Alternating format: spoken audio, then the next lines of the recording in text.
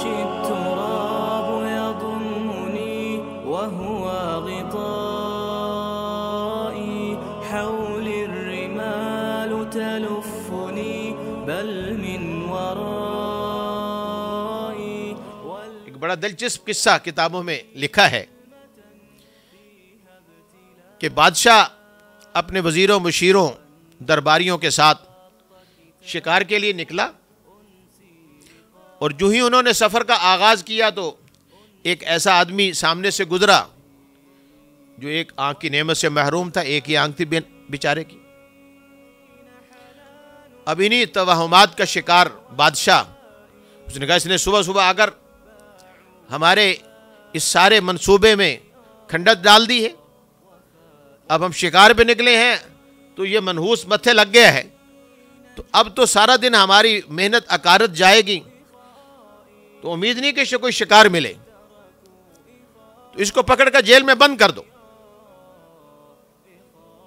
اس نے کیوں نہیں سوچا کہ بادشاہ کی سواری آ رہی اور میں سامنے نہ آؤں؟ تو اس کو پکڑ کر اہلکاروں نے جیل میں بند کر دیا.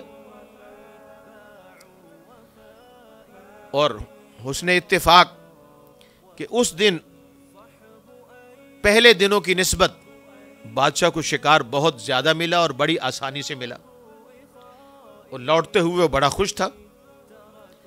اور جب واپس پہنچا ہے تو اسے یاد آیا کہ صبح صبح ہم نے اس جرم میں ایک آدمی کو قید کر دیا تھا کہ وہ سامنے کیوں آیا ہے، کہ اس کی وجہ سے کہیں ہمارے سارے پروگرام میں کوئی خرابی نہ آ جائے. لیکن آج تو بجائے منحوس ثابت ہونے کے وہ ہمارے لیے بابرکت ثابت ہوا ہے. تو چھوڑو اس کو بیچارے کو، اس کی تکلیف کا ازالہ کرو، تو نکالو. حکم ملا تو وہ رہا ہو کے سامنے آ گیا.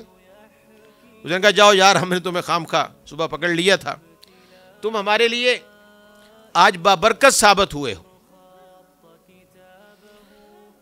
اس نے رواج کے مطابق ہاتھ جوڑ کر کہا کہ اگر جان کی امان پاؤں تو میں بھی کچھ عرض کروں، گستاخی نہ سمجھی جائے.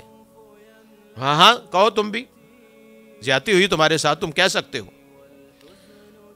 تو اس نے کہا حضور میں تو آپ کے لیے صبح صبح آپ نے میری شکل دیکھی تو آپ کو شکار ملا، میں آپ کے لیے بابرکت ثابت ہوا، لیکن میں نے صبح صبح آپ کی شکل دیکھی تو یہ میرے لیے نحوست کا دن بنا کہ سارا دن میں نے قید میں گزارا اور غم اور تکلیف میں مبتلا رہا. تو اب کیا کہتے منحوس کون ہے، میں ہوں یا آپ ہیں؟ حقیقتاً تو اسلامی تعلیمات کے اندر کسی چیز میں بنیادی طور پر فی نفسی ہی کوئی نحوست نہیں ہے.